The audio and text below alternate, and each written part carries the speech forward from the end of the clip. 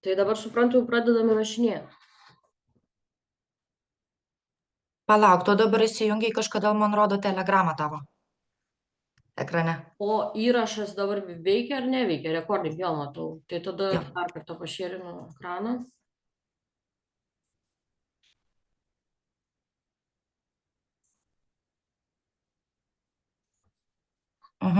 Dabar jau matote, ne? Jo, dabar super. Gerai.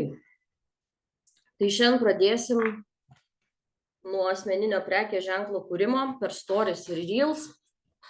Tai tikiuosi bus įdomu, tikiuosi gausit naudingos informacijos ir pasisemsit naujų žinių. Tai trumpai noriu prisistatyti, papasakoti šiek tiek apie save. Tai aš esu Gintarė Prediger ir esu socialinių tinklų reklamos specialistė ir kartu pedagogė. Tai prieš 6 metus atidariau savo MB ir mečiau pedagoginį darbą, išėjau iš jo ir pradėjau vystyti savo veiklą. Jinai buvo irgi susijusi kartu su mokymų vedimais, socialinių tinklų administravimu, asmeninio prekės ženklo kūrimu ir dar daug dalykų, kurie tiesiog laikui bėgant prisijungė, pradėjo vystytis. Na, o kadangi esu pedagogė, tai man labai patinka vesti mokymus, visokias dirbtuves vesti. Tai keliaukim tada toliau. Tai kas yra tas asmeninis prekės ženklas? Tai dabar aš papasakosiu, ką aš noriu papasakoti ir tada, jeigu gale turėsit klausimų, tai prašysiu, kad užduotumėt klausimus. Tai pirmiausiai asmeninis prekės ženklas tai yra tai savotiškas asmens tapatybės pateikimas kitiems, kuris padeda išsiskirti iš minios, sukurti pasitikėjimą ir pasiekti profesionalius ar asmeninius tikslus. Tai čia yra toksai, kaip aš sakau, apibrėžimas. Bet kas yra mum asmeninis prekės ženklas ir kaip mes galėtume kurti, būnant tinklinio marketingo atstovais socialiniuose tinkluose savo prekės ženklą, tai pirmiausiai turėtumėm atkreipti dėmesį į tai, kad mes kiekvienas dirbdamas tinklinio marketingė, dirbdamas su produktais, kviesdami žmonės į savo verslą, į savo veiklą, esame kaip prekės ženklas. Tai kuo mes labiau išsiskiriame iš kitų žmonių, kuo mes labiau būname matomi, kuo labiau mus atskiria pagal tam tikrus dalykus, tarkim, ar tai būtų spalvos, ar tai būtų mūsų kažkokia maniera, ar tai būtų mūsų pateikiamas kažkoks atitinkamas tik tai mums būdingas turinys, tai visa tai sudaro mūsų prekės ženklą ir taip žmonės mus pažįsta, pastebi, pamato socialiniuose tinkluose, pradeda sekti, nori įsigyti pas mus galbūt prekių, galbūt nori prisijungti prie mūsų verslo. Bet šiai dienai socialiniuose tinkluose yra labai svarbu išsiskirti. Prieš kokius, imant 5-6 metus, kai dar nebuvo stories, kai tik jos tik tai atsirado, kai dar nebuvo net kalbos apie reelsus, tai žmonės tą turinį kurdavo bet kaip. Ir nebuvo taip svarbu išsiskirti iš minios, todėl kad buvo mažai kuriančių. Tas, kas kurdavo automatiškai, į tuos būdavo atkreipiamas dėmesys, jie būdavo aktualūs, įdomus, kad ir ką jie keltų, kad ir nuotrauką, aš atsimenu, kaip pati pirmosius pamačiau stories, tai būdavo tikrai įdomu pasižiūrėti ir nuotrauką, ar kažkokį vaizdelį, ar kažką tai, bet laikui bėgant, tas turinio kūrimas socialiniuose tinkluose pradėjo formuotis į kaip meninį, įtraukiantį filmą, kažkokią tai istoriją ir mes kiekvienas pasakojam kažkokias istorijas ir su tom istorijom mes prisitraukiam žmonės. Ar tai istorijos būtų pasakojamos tekstu, ar tai reelsais, ar tai stories. Tai visos šitos priemonės mums padeda kurti turinį socialiniuose tinkluose.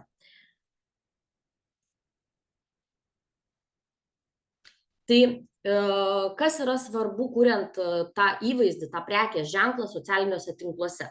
Tai pirmiausiai aš išvardinau tokius pačius paprasčiausius dalykus, tai yra nuoseklumas, autentiškumas, kokybiškas turinys, sąveika ir tikslingumas. Ir dabar pakalbėsiu apie kiekvieną iš šitų punktų. Kai dažnai aš dirbu su įvairiais prekės ženklais, dažnai žmonės manęs klausia, kas yra tas įvaizdis, kam jisai mums reikalingas. Tai pirmiausiai įvaizdis susideda iš spalvų, iš elementų, iš tai yra neverbaliniai dalykai ir iš verbalinių dalykų, tai kaip mes tą turinį perteikiame, perleidžiame per save, kaip mes kalbam, kaip mes elgiamės, kaip mes bendraujam su savo klientais. Tai visa tai ir sudaro bendrą įvaizdį. Bet kuriant įvaizdį socialiniuose tinkluose dar svarbu daugelis dalykų. Tai yra nuoseklumas. Kuomet mes kuriam turinį ir, tarkim, startuojam dirbti socialiniuose tinkluose kaip tinklinio marketingo atstovai, ar ne? Ir nuo ko reikėtų pradėti turinį? Tai kadangi šiai dienai, kaip ir minėjau, stories, reelsai yra susiformavę kaip tokios istorijos, kaip kažkokios tai filmai, pasakojimai, kažkokia tai eiga, tai visam tam yra svarbu turėti tikslingumą, svarbu turėti planą ir tikslę eigą, nuo ko mes pradedam, kuo mes baigiam ir kad būtų mūsų sekėjam, mūsų draugam, mūsų aplinkai įdomu sekti. Nes žmogus šiai dienai jau nebežiūrės paprastai mestos nuotraukos, paprastai pateikto turinio. Žmogų reikia sudominti, žmogų reikia įtraukti. Tai kuriant tą turinį yra labai svarbu nuoseklumas. Kodėl aš sakau nuoseklumas? Nes jeigu mes ateinam į tinklinio marketingo kompaniją, vieną dieną parodom kažkokį tai produktą ir dingstam. Daugiau mūsų socialiniuose tinkluose nesimato, ar ne? Žmonės mūsų pirmiausiai neįsimins, toliau jie nesupras, ką mes čia norėjom parodyti ir tiesiog, jeigu mes toliau to nedarysime, nevystysime, mes būsime tiem žmonėm neįdomus. Kadangi mūsų tikslas yra užsidirbti socialiniuose tinkluose, mes turime darbus atlikti nuosekliai. Tai jeigu aš atėjau į tinklinio marketingo kompaniją, tai aš ir prisistatau, ką aš čia veikiu, kuo aš gyvenu, kuo man tai svarbu. Tai aš sakau kaip pavyzdį. Tiesiog kaip ir spektaklyje, kaip ir filme, rašomas yra scenarijus. Lygiai taip pat ir čia. Tai yra turinio kūrimo planas, jis yra savotiškas scenarijus, kuris mums suteikia tą nuoseklumą, kad šiandien aš papasakosiu apie tą ir tą, kitą dieną aš papasakosiu apie dar kažką, tai kitą dieną aš papasakosiu apie produktus, dar kitą dieną aš pasiūlysiu žmogui, galbūt duosiu galimybę žinoti, kad jis gali prisijungti prie mano verslo. Ir taip, tas nuoseklumas nėra tik taip, pavyzdžiui, vienos savaitės darbas, ar ne? Papasakau apie produktą, papasakau, kad prisijungiau prie tinklinio marketingo, papasakojau, kokie čia produktai yra ir viskas. Daugiau to nebereikia sakyti, viskas aišku, visi žino, dabar ateikit, pirkit ir jungkitės į mano komandą. Tai taip tikrai nebus. Tas nuoseklumas tai yra darbas per savaitę, per mėnesį ir per metus. Kuomet aš sudarinėju turinio kūrimo planus, tai į tai pirmiausia ir atsižvelgiu. Atskirai turinys turėtų būti kuriamas atskirai skirtingiam socialiniam tinklam. Jeigu tai yra Instagramas, tai yra vienokie darbai atliekami Instagrame. Jeigu tai yra Facebookas, yra atliekami kitokie darbai Facebook'e. Jeigu tai yra TikTokas, YouTube'as ar Telegramas ar dar kiti socialiniai tinklai, jiems reikalingas yra turinio kūrimas. Ir turinys turi būti kuriamas nuosekliai. Kad jeigu aš, tarkim, dabar turiu savo Telegram kanalą ir aš žmonėm šast vieną kartą numetu informaciją ir jau manęs daugiau nebėra. Susirinkau sekėjus, turiu ten tų sekėjų, jie mane stebi, bet aš ten nieko nedarau. Tai kągi tie sekėjai darys, jie tiesiog išeis, nes jiems tai bus neaktualu. Tai kiekvienoje platformoje, kurioje mes esame, kurioje mes kuriame turinį, ten turime jį kurti nuosekliai ir nuolatos. Tai dažnai, kai mes pradedam dirbti su klientais, taip lygiai tas pats ir jums, klientai pirmiausiai būna šoke, kai supranta, kad tiek daug darbų reikės atlikti skirtingose platformose. Ir dar vienas iš tokių mano rekomendacijų – nekurti visiškai vienodo turinio visuose socialiniuose tinkluose. Nes pagalvokite apie tai, jeigu mus seka žmonės, Facebook'e, Instagram'e, TikTok'e, YouTube'e ar dar kažkur ir mes kursime visur vienodą turinį, tai kad ir tas pats žmogus, jis nebūtinai ateis pas mus į visus socialinius tinklus pasižiūrėti to pačio turinio, nes jis gali jį pasižiūrėti vienam socialiniam tinkle. Tai tas pats galioja, kad kiekvienas socialinis tinklas, jis turi skirtingus pateikimo būdus. Ir prie jų reikia prisitaikyti. Tai reiškia, kad tikrai labai daug darbo. Toliau apie autentiškumą. Kadangi atėjo jau nauji metai, dabar yra 29 sausio diena, tai jau net ir, man atrodo, gyvatės metai nauji atėjo. Tai sausio 29 diena, tai kas dar nesusidarėt planų naujiems metams, tai pradėkit darytis. Nes aš dar gruodžio mėnesį pradėjau labai stipriai domėtis, kas bus aktualu 2025 metais socialiniuose tinkluose. Nes socialiniai tinklai nuolatos kinta. Ir kinta turinys, kurį mes ten pateikėme. Tai jeigu kažkas buvo madinga pernai metais, nebūtinai tai bus madinga šiemet. Ir nebūtinai, jeigu pernai metais labai patiko visiems kurti gražų, vienodą, iščiustytą, išglaistytą, nuglotnintą turinį, išlaižytus vizualus, tai nereiškia, kad patiks ir šiemet. Tai papasakosiu to, tai tiesiog trumpai, nes kai aš įsiplėsiu, tai nežinau, pavargsit ir jūs, ir tam nebus galo, nes apie socialinius tinklus galima kalbėti labai labai daug. Tai autentiškumas yra šių metų varomoji jėga. Ir ką aš pastebėjau, dirbdama jau ne vienerius metus, kad ankstesniais metais, aš nesakau, kad 2024 ar 2023, bet tai jau tęsiasi nemažai metų, jau kokį gal 3, taip maždaug imkim nuo COVID-o apytiksliai.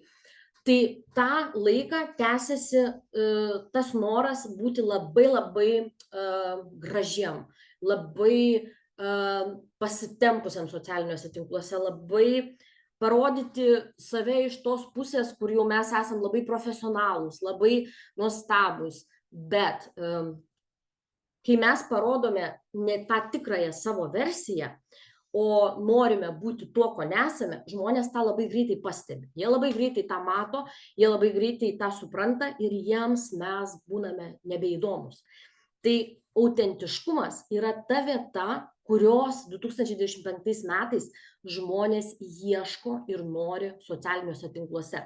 Aš netgi pastebiu pagal save. Aš jeigu matau visiškai išglaistytą tobulą turinį, jis man yra nebeįdomus.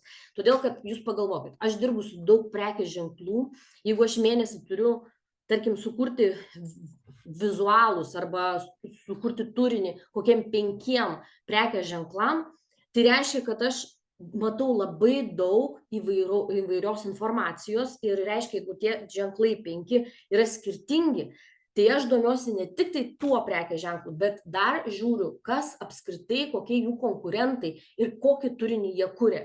Ir žinokit, ką aš pamatau, kad tas turinys yra labai vienodas. Visi nori estetikos, visi nori labai didelio grožio, labai didelio iščiustyto pateikimo savęs, bet tame nėra autentiškumo. Žmonės nenori rodyti savęs, nenori kalbėti ekraną, jie nori, kad už juos būtų viską padarytų mokama reklama. Tai autentiškumas yra tai, ką mes galime pasiūlyti sekėjam, klientam iš savęs. Tai aš manau, tos, kurios klausote, kurios girdite, pagalvokite, kuo jūs esate išskirtiniai ir kas jums yra maloniausia jūsų veikloje, jūsų kasdienybėje, jūsų bendrai gyvenime, galbūt asmeninėme gyvenime. Galbūt jūs darote kažkokius rankdarbius, galbūt jūs labai gerai mokate kažkokius juokelius papasakot, galbūt jūs labai mėgstate medituoti, pasivaikščioti miške, arba kaip aš baidarės labai mėgstat, arba turite gyvūnų. Nepamirškite įtraukti į savo kuriamą turinį to paprasto jūsų mėgiamo tikro turinio. Ir ką aš labai rekomenduoju, tai būti socialiniuose tinkluose tokie, kokie jūs esate. Aišku, kai keliavote į Rygą, keliausim kovo mėnesį į Kauną, į įvairias prezentacijas, tos vietos, taip, jos turi atitinkamą dress code, atitinkamą socialinių tinklų pateikimą, bet nepamirškit, kad kiekvieną dieną jūs tokie nebūnat. Ir kiekvieną dieną su kostiumėliais ar suknelė mes nesėdim ir nebūnam. Tai nepamirškite savo kuriamame turinyje autentiškumo. Toliau, kas yra kokybiškas turinys? Tai kokybiškas turinys yra tas turinys, kuris yra išbaigtas. Tai reiškia, kad jeigu matau dažnai klaidas pas moteris, daug stebiu iš tikro Čogan kompanijos narių ir apskritai tinklinio marketingo narių, nes turiu labai daug mokymų, tinklinio marketingo nariam ir ką aš pastebiu klaidą, kai tarkim užeinu į paskyrą ir aš matau prekė, paskyra visiškai neoptimizuota, nėra jokio žmogaus apskritai ir nesidalinama nei nuosekliai turiniu, nei aiškiai ir dar, kas yra blogiausia, nuotraukos visos yra skolintos ir dar blogiau už blogai nuotraukos dedamos į asmeninį Instagramą, Facebooką iš interneto. Ir dar ne tik tai, kad nuotraukos iš interneto, bet tie baneriai, kurie yra ruošiami pačios kompanijos. Tai jūs įsivaizduokit, kiek žmonės mato tokius pat vaizdus ir tą patį per tą patį. Taipogi dar yra labai didelis minusas, kai yra rašomi ilgi tekstai, papasakojant apie produktą ir daugiau nieko. Ką aš rekomenduočiau šitoj vietoj daryti? Tai kurti tą kokybišką turinį. Nepatingėti padaryti savo nuotraukų.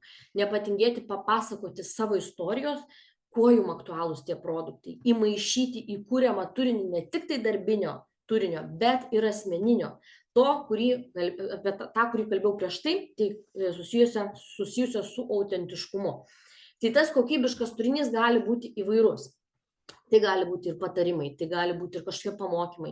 Galbūt jūs pamokysite savo aplinką, kaip gražiai pasidažyti, galbūt kaip naudoti aliejukus, galbūt kaip pasipuošti, kur priderinti mūsų nuostabius papuošalus, akinius, galbūt stilių mėgstate, galbūt sukursite kažkokių derinukų būtent su tuo.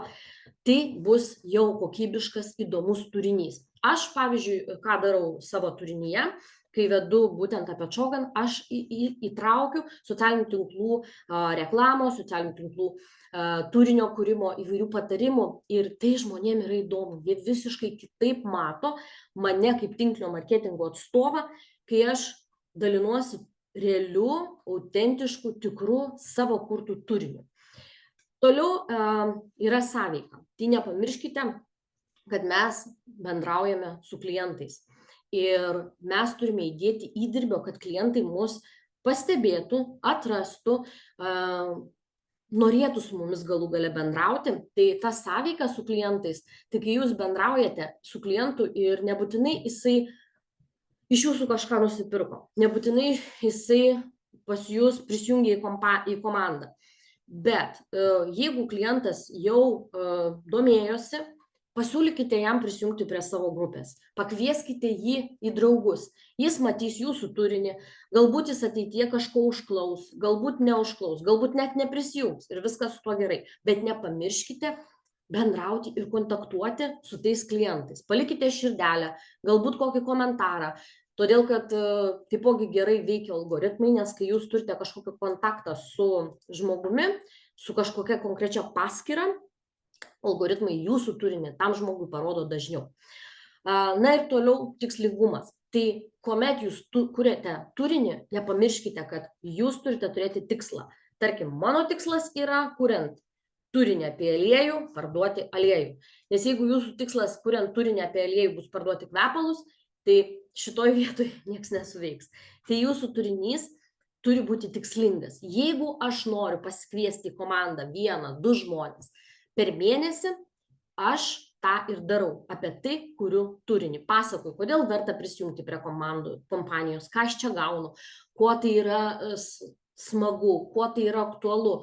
Ir kartais žmonėm ne vien aktualu yra uždarbio galimybė, dažnai žmonėm būna aktualu bendravimas, dažnai žmonėm aktualu yra bendruomenė. Galbūt žmogui aktualu yra pirkti savo produktus, galbūt jis kaip aš visai net neateina užsidirbti. Aš, pavyzdžiui, atėjau dėl produktų, tada supratau, kad čia puikiai bendruomenė ir tada supratau, visgi aš noriu čia dirbti, tai aš noriu nepardavinėti produktus, o aš visgi labiau noriu su komanda dirbti. Bet noriu tada pardavinėti ir produktus. Ir žmonės po truputį supranta, ko jie nori, tada, kai jie mato tikslingą, aišku, konkretų turinį, nes jeigu mes patys mėtomės, tada mūsų klientai nesupranta, apie ką čia viskas, nesupranta, ko jie gali ką jie čia gali gauti, ko jie čia gali norėti. Tai važiuojam toliau.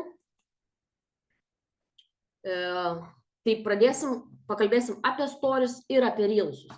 Tai kuo reels svarbus turinio kūrimui? Reels, tarp kitko, yra ganėtinai nesena priemonė atsiradusi socialiniuose tinkluose, kuri iš pradžių prieš kokius, dabar bijau sumeluoti, bet 2 turbūt metus, aš kuomet ruošdavau auditus savo klientam, Reelsų pas juos nebūdavo iš vis, absoliučiai.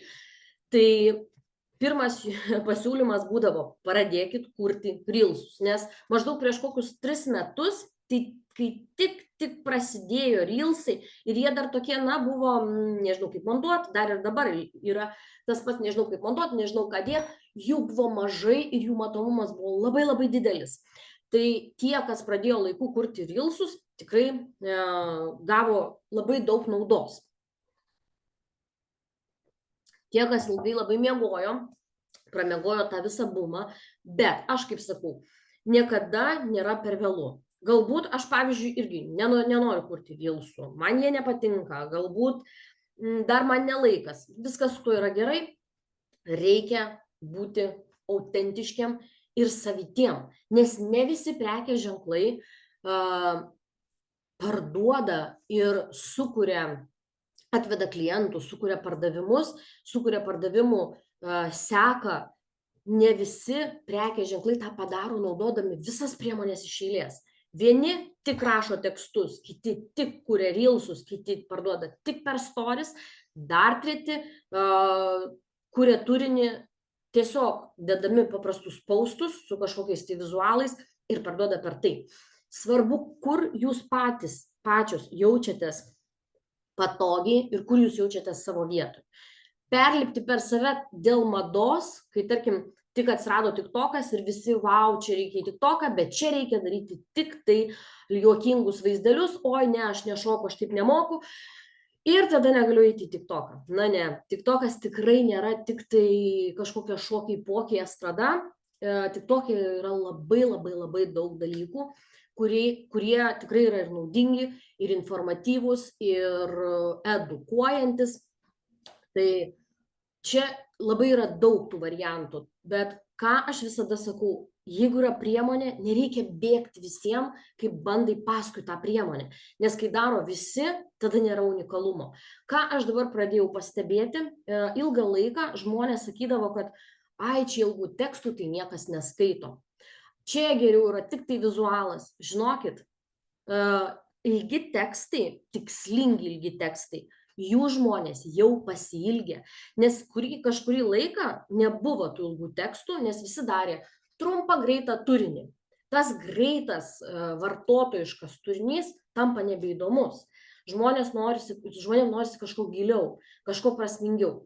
Tai dėl to aš ir visada akcentuoju, būkite autentiški, būkite saviti, ieškokit tos priemonės, kuri jum tiks labiausiai ir kuri jum yra pati mieliausia. Tai Reelsai, trumpai tariant, tai jie didina pasiekiamumą. Taip, jie didina mūsų matomumą, jie išlieka, kol mes jų neištriname, juos galima kelti į savo paskyras, į grupės, į puslapį, jų sklaida tikrai yra nemaža. Bet Reelsai turi turėti tikslingumą. Jeigu mes tik sumetam nuotraukas ir ten neaišku, kas, kaip, kodėl, nieks neparašyta, nėra balso, nėra titrų, nėra balso, nėra nei muzikos, nėra nieko, tiesiog kažkoks nuotraukų kratinys, tada geriau tokių Reelsų iš vis net nedaryti. Jeigu jūs jaučiat, kad tai ne jum, geriau nedaryti. Ieškoti vietos, kurioje jūs jausitės, kad tai yra jum. Toliau auditorijos didina įsitraukimą. Sąlyginai, todėl kad Reelsai turi atskirą nišą, kuomet mes sėdime, pasiėmę telefoną, dažniausiai tą darom vakare, bent jau aš, nežinau kaip kiti, ir skrūlinam, ar ne? Tai tokiu būdu mus gali pamatyti daugiau žmonių, skrūlinant mus gali užkabinti. Reelsų kūrimo prasmė yra nuo užkabinimo. Pačios pirmos sekundės, jeigu užkabino, tada žmogus žiūrės toliau tą Reelsą, tada jis gali ateiti ir pas jūs į paskyrą, tada jis gali jūs ir pasekti ir suprasti, ar jūs įdomus jam ar ne. Bet Reelsuose yra svarbu užkabinimas. Todėl aš sakau, kad labai svarbu atrasti, jeigu jums tai patinka daryti, darykit. Bet jeigu jums nesigauna ir visiškai nepatinka, geriau rinktis tokią priemonę, kuri jums tinka ir patinka. Tai tas auditorijos įsitraukimas būtent toks ir yra, kad dažniausiai reelsus pamato tie, kurie skrūlina. Aš neskrūlinu, aš nematau reelsų. Aš noriu skaityti, aš skaitau naujienlaiškius. Tai yra skirtingos tendencijos žmonių ir per skirtingas, aišku, vietas mes juos galime ir pasiekti. Toliau tendencijų sekimas. Reelsuose yra labai svarbus dalykas montavimas ir dirbtinio intelekto priemonės. Tai įvairūs efektai, įvairios galimybės. Su reelsais iš tikrųjų yra taip. Jie turėtų, jeigu norim sukurti reelsą pagal savo nišą, tarkim, aš kuriu reelsus tam, kad aš arba duočiau naudingų patarimų, arba papasakočiau apie savo paslaugas, arba kažkaip kitaip edukuočiau žmonės. Mano reelsuose nebus kažkokių skraidančių katinų, šokančių šuniukų ir dainuojančių visas populiarias dainas kačių, kaip dabar labai populiaru TikTok'e. Tai mano reelsuose to nebus. Tai dėl to aš ir sakau, kad tas tendencijas reikia sekti iš tos pusės, kad žinoti, kaip techniškai tą atlikti. Tarkim, atsiranda kažkokia programa, kuri gali padaryti kažkokį gražų efektą, kuri gali pridėti titrus, kuri gali atitinkamai padėti sukarpyti, suklijuoti, sulipdyti tą reelsą, kurioje galite papildomai ant reelsų uždėti papildomą informaciją, kuri yra vizualo, pateikta vizualė. Tai per reelsus yra svarbu žinoti tą techniką. Kaip pateikti? Labai daug dalykų gali jums padėti dirbtinio intelekto priemonės. Tarkim, kaip planuoti tos reelsus, kokius scenarius jiem rašyti, ko pradėti, kas turi būti pradžioje, eigoje ir pačiame gale. Tai šitoj vietoje jums gali padėti dirbtinis intelektas. Čia yra viskas gerai. Tai toliau, ko aš nerekomenduočiau daryti reelsuose, tai aklai laikytis madų. Nes yra mada ir yra kam ta mada tinka. Ir tam, kam tinka, jie atrodo autentiškai. Jiem tai tinka. Bet yra mada ir yra, kuri kam netinka. Čia lygiai taip pat kaip ir su drabužiais.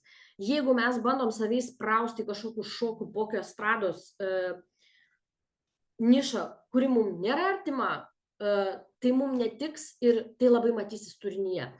Jeigu mes bandom save įsprausti, mes esam kaip tik juokdariai ir mėgstam juokus krėsti, bet bandom ekspertišką turinį save įsprausti, tai mums tai netiks. Geriau rinktis tai, kas mums tinka, bet sekti tas naujoves, sekti žinoti tai, kas yra aktualu, pabandyti, bet jeigu matom, kad netinka, geriau rinktis tai, kas mums tinka. Taipogi, reelsai be abejo, kad yra greita žinutė ir be abejo, kad jie didina prekės ženklo matomumą. Bet, kaip ir minėjau, visa tai susideda į tai, ar tie reelsai yra kokybiški. Važiuojam toliau. Ir kamgi reikalingos yra tos stories. Man atrodo, dingo ekranas. Ar matote ekraną? Matot? Tai kamgi reikalingos yra tos stories? Tai jos pirmiausia tai didina įsitraukimą, skatina autentiškumą, pasiekia platesnį auditoriją, sukuria artimesnį ryšį ir didina matomumą. Tai iš esmės stories kaip ir reels turi šiokių tokių panašumų, tačiau, kaip aš sakau, stories yra skirtos jūsų artimiausiai auditorijai. Nes pasižiūrėkit, dažnai mes sakom, oi, mano stories peržiūrėjo labai mažai žmonių. Oi, aš noriu, kad mano stories peržiūrėtų daugiau žmonių. Ir taip, tam padidinti yra tam tikros priemonės. Bet žmonės, kurie peržiūri jūsų stories iš to mažo skaičiaus, turėkit omenyje, jie yra jūsų tikslingiausia auditorija arba tie, kuriem jūs esate patys įdomiausi. Nes žmogus jam jūsų stories neišmeta ir neparodo. Dažniausiai jis ateina pats ir pasižiūri, nes jam jūs esate įdomus. Tai, kad yra mažas skaičius, tai nereikia galvoti, kad tai yra blogai. Kažkas įjungęs mikrofoną, Jurgita.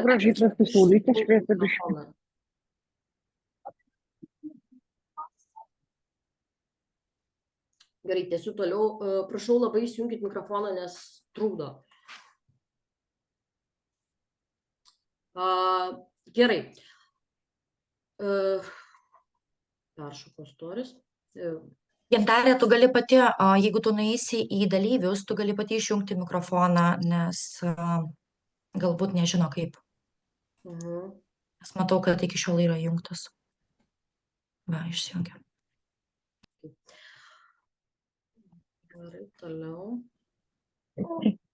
Tai tas, kad mus matom mažesnė sekėjų dalis, tai nėra blogas dalykas. Nes dažnai, kai yra parodomos tos stories dideliai auditorijai, ne visada tai dideliai auditorijai mes esam aktualūs. Tai taip, stories skatina įsitraukimą, bet ką aš galiu pasakyti, kad stories yra skirtos mūsų pačiai šilčiausiai auditorijai. Ir stories iš esmės šiai dienai juose produktyviausia būtų dalintis ta informacija, kuri yra kaip užkulisiai. Tai įsivaizduokit, jeigu mūsų spektaklis yra reelsai, mūsų laivai, mūsų postai, tai mūsų užkulisiai yra mūsų stories. Ir į stories reikėtų žiūrėti taip, kad mes per stories galime būti patys natūraliausi, patys paprasčiausi, patys kasdieniškiausi ir čia nereikia kažkokio didelio PR-o. Per stories mes galime priminti apie produktą, per stories mes galime pasidalinti dienos juokais. Labai pastebiu, kad ta tokia nuoširdus, paprastas turinys, kuris mums, tarkim, patiem kelia džiaugsmą, ar kažkoks, nežinau, aš turiu 2 šunis, tai pas mus su šunim būna pastovus juokai. Nu, ten, žinokit, ištisai gali filmuoti, kiek nori, nes ten vis tiek bus juokinga. Tai šitie dalykai labai sudomina ir mūsų auditoriją. Ir iš tikrųjų taip ir yra. Kas mums yra miela, kas mums yra aktualu, mes galime įdėti į stories. Pavyzdžiui, per Kalėdas mano mergaitės, vienai nėra 3 metų, kitai nėra 2, jos lupo svogūnus. Nu, žinokit, tai ten buvo nuostabu. Per stories buvo jos on top. Tai vat, stories ir turėtų būti toksai šiltas, malonus bendravimas su mūsų auditorija, bet tai yra tik tai to dalis. Jūs nepamirškit, kad jūs turinį kūrėt tam, kad jūs parduotumėt. Tai įtraukti tą detalę visada galima, bet jeigu jūs tikitės per stories tą dieną kažką parduoti, nepamirškite užmesti kabliuko ir konkrečiam produktui arba galimybei dirbti kartu su jumis pasiūlyti. Nes visada tas kabliukas, kuris yra aktualus, kuris yra mielas ir malonus, tas kabliukas gali būti būtent tas kabliukas, kuris pagaus žuvį, o jum po to ją reikės su meškeriu užvinioti ir pasiimti. Tai toks būdas kurti stories, kai jūs papasakojat kažką tai savito, mielo, malonaus ir vėliau pratęsite apie pardavimą, jis lengviau padės jum sudominti auditoriją. Tai pasiekia platesnę taipogi auditoriją, skatina autentiškumą, tai kaip ir minėjau, tas autentiškumas iš to ir susideda, kad mes kuriame tą įtraukų, tą malonų, tą tokį mielą ryšį ir didina, aišku, matomumą. Ką aš rekomenduočiau, nepamiršti rodyti savęs per stories. Ir visiškai nereikia bijoti. Jeigu bijot, pasistatykit kamerą, nufilmuokit, įkelkit vėliau, bet nepamirškit rodyti savęs, nes žmonės nori matyti žmonės. Ir kuo toliau, tuo jie labiau norės matyti žmonės. Nes žmonėm atsibosta tas netikrumas ir jie pasilgia to autentiškumo. Dėl to, kai man klientai pasako, žinai, aš noriu dabar užsidirbti labai daug, aš čia nusipirksiu mokamas reklamas, čia aš pasidarysiu vizualus, čia aš tą susikursiu, aną susikursiu, gerai, susikuri, pasidarai ir tada būna stop, tau reikės pačiam rodytis. Oi ne, rodytis aš nenoriu. Tai žinokit, galiu pasakyti taip, mokama reklama neveiks, jeigu nebus įdomaus turinio. Jeigu jūs nerodot savęs, neveiks jokia reklama, nei mokama, nei nemokama. Tai tas savęs rodymas šiai dienai, žinokit, yra vienas pačių svarbiausių dalykų. Tai važiuojam toliau. Tai koks tikslas yra kurti stories ir reels, ar ne?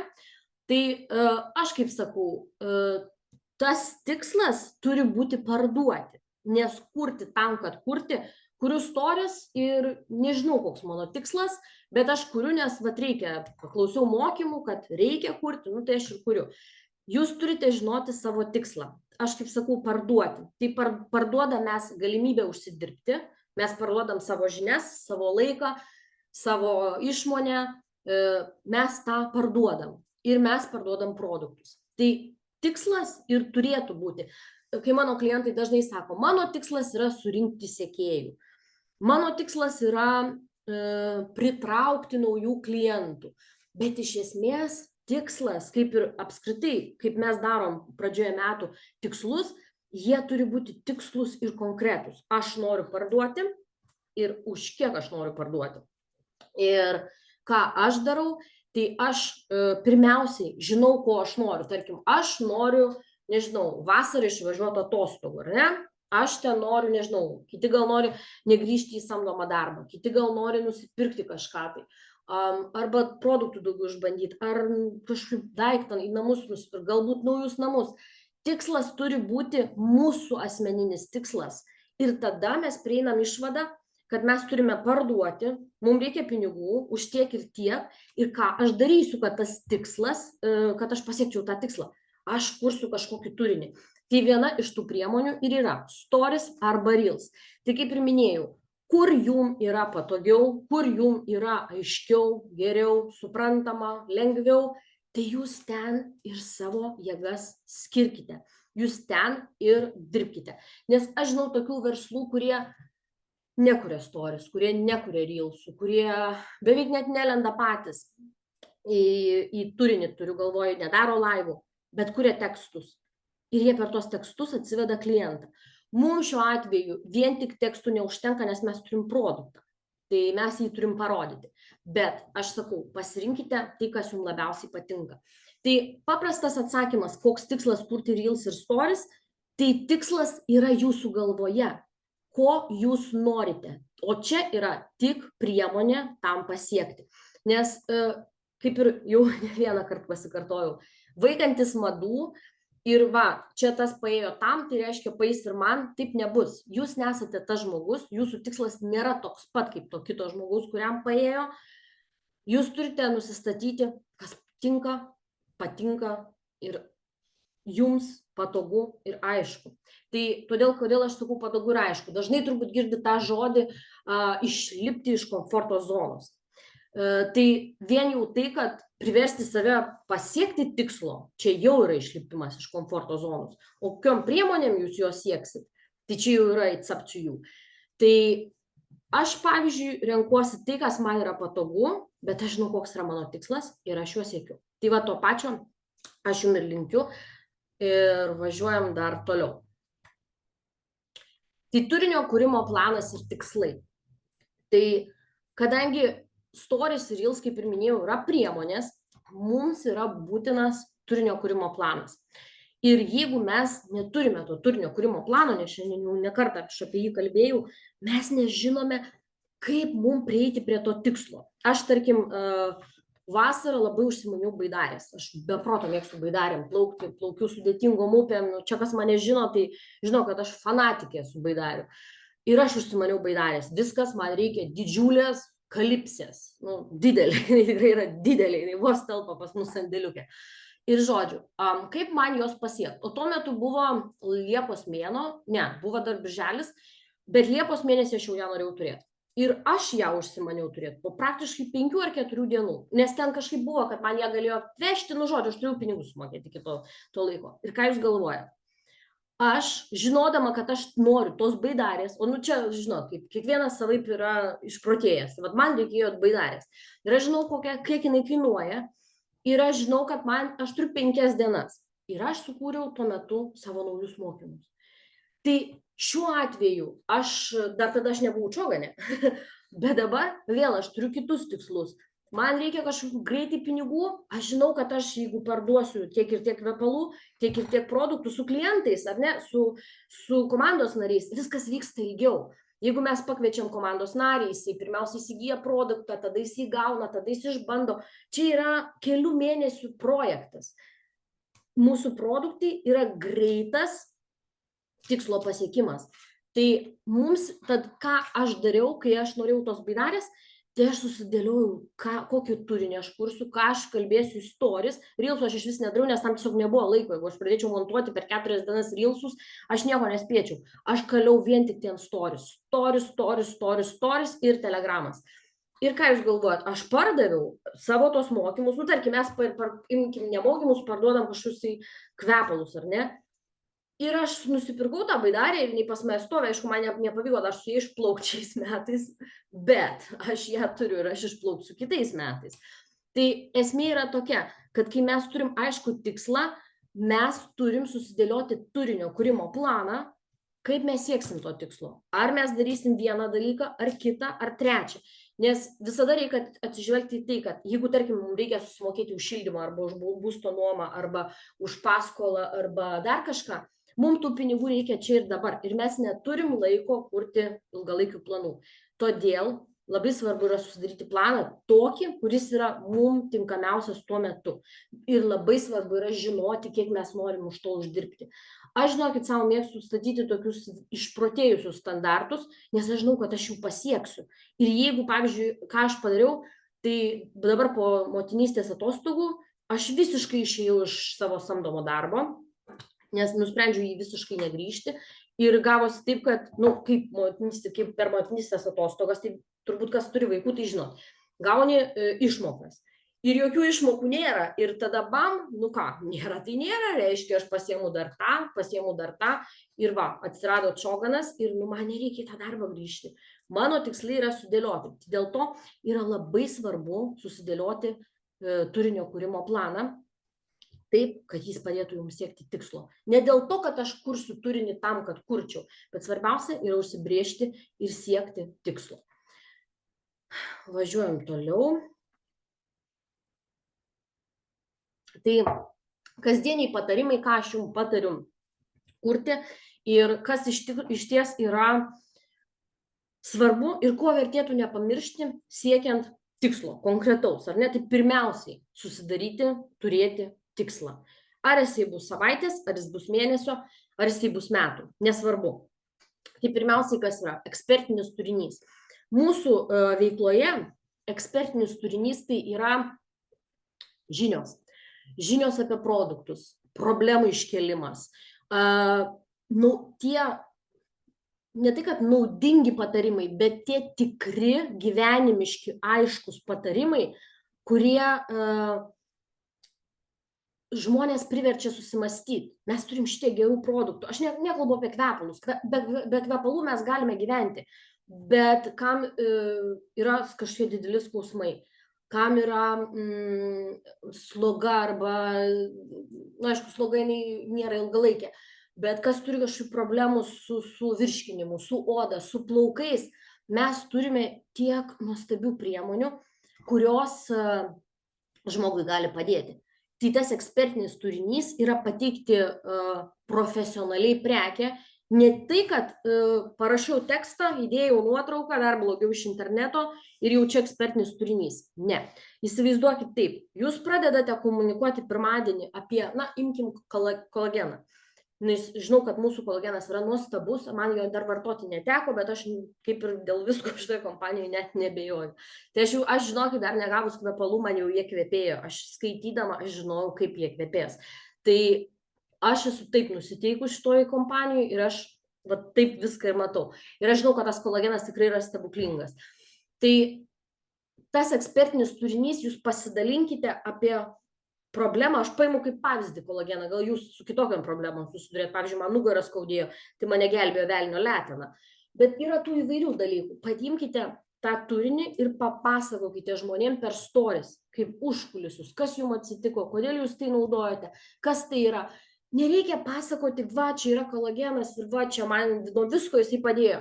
Ne, jūs pasidalinkite savo tą autentišką istoriją ir papasakokite tam tikrus faktus, kurie yra tikri ir kurie yra trumpi, aiškus ir suprantami žmonėms. Tai bus ekspertinis turinys, kuris padės jums parduoti kolageną. Bet tuo turiniu jūs turite dalintis ne vieną dieną, O jeigu norite būtent tą produktą parduoti, jūs tą turite daryti visą savaitę arba net mėnesį. Žmonės pastebi apie paslaugas arba apie prekes maždaug po 7 kartų pamatymo. Tai jūs įsivaizduokit, jeigu aš pradedu rinkti žmonės, tarkim, į savo paslaugas, aš paimu paprastai savo dirbtuves, jie dažniausiai aš mėnesį laiko tam skiriu, mėnesį laiko, ir aš pastoviai apie tai komunikuoju. Ir aš kviečiu žmonės įsigyti tas dirbtuves. Jie visi sugriūna paskutinę dieną, nes jie tik tada apie tai pamatė ir jie tik tada suprato, apie ką aš čia kalbu. Tai jeigu jūsų tikslas, jūs tarkim, turite galbūt ar nusipirkę, planuojat užsakymą daryti. Aš, pavyzdžiui, mėgstu produktų turėti vietoje, bet ne visko iš eilės. Bet jeigu aš turiu tam tikrus produktus vietoje, mano tikslas yra juos parduoti. Tai reiškia, kad aš juos suku ištisai ir rodau tą patį per tą patį, tą patį per tą patį. Kvepalus nufilmuoju taip, anaip ir trečiaip, lauke, namie, pasipurškiant ir pasakoju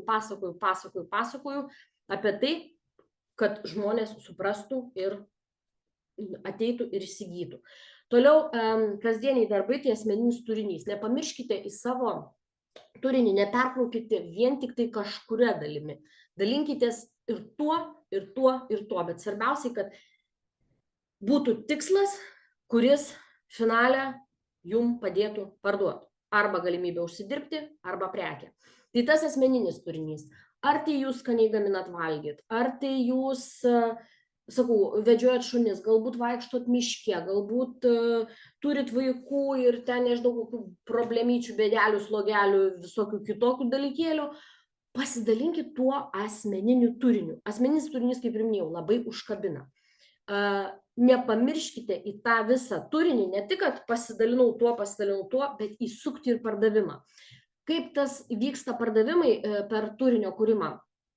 Jūs nepamirškit pasakyti žmonėm, kad pas jūs galima įsigyti.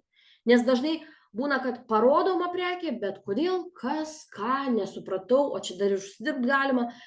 Pasakykite žmonėm apie tai. Nereikia ištisai vien tik apie tai varyti, bet ką aš siūlyčiau, tai pačiam gale uždėti tokią kaip tortą, vyšnaitę ant torto, papasakoti, kad dar galit ar tai užsidirbti pas jūs, ar tai įsigyti prekę arba paslaugą. Paslaugą, atsiprašau. Prekę.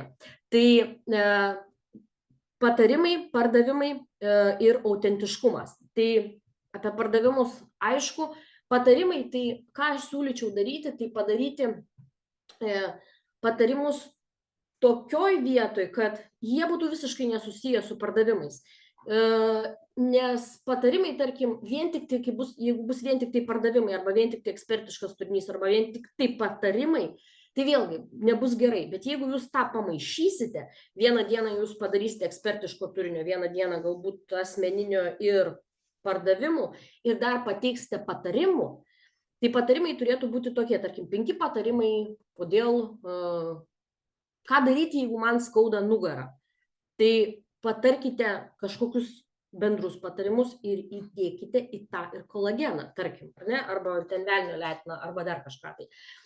Ir tas autentiškumas, tai apie kurį aš visą dieną šiandien kalbu, ne visą dieną, nepilnai valandą. Tas autentiškumas, tai jisai yra jumise. Jum būtinai reikia paieškoti. Čia mano toks pasiūlymas. Kiekvienas, aišku, renkatės pagal save. Bet mano toks pasiūlymas, tai, ką aš matau socialiniuose tinkluose, tai, ką aš matau bendrai kūrime, turinio kūrime, tai autentiškumo jum reikia paieškoti pas save, savyje, savo viduje. Ir kai jūs atrasit tą autentiškumą, jum lengviau seksis kurti turinį per jį. Tarkim, aš visada pasakoju apie savo dirbtuves, apie savo mokymus išėjus miške.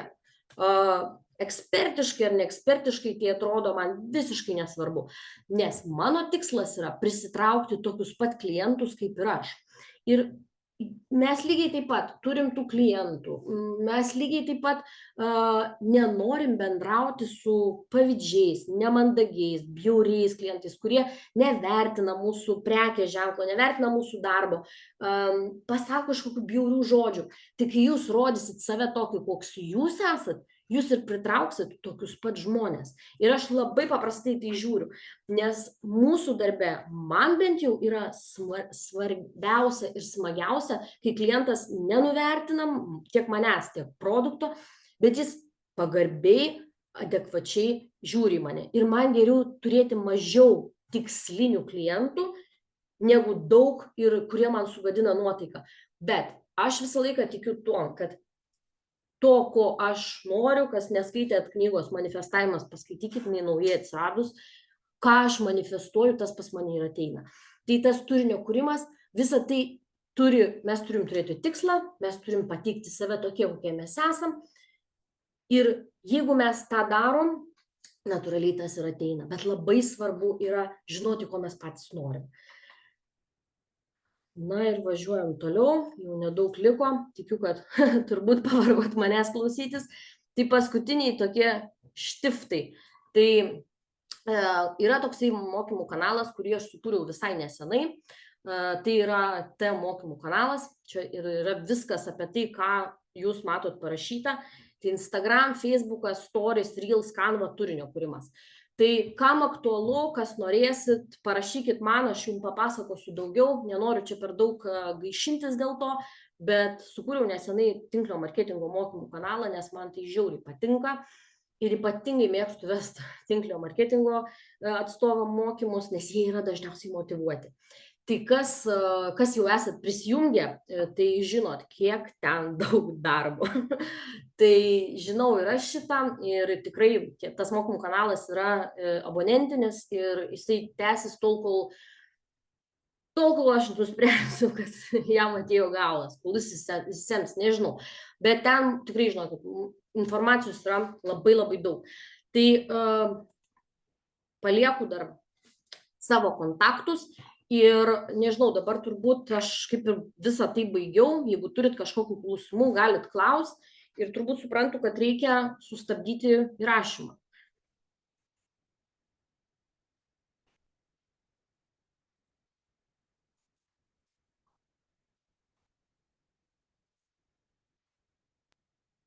Taip, Gintarė, ten, kur pas tavę yra recording, mygtukas, tu turi paspausti ir ten turi būti stop recording.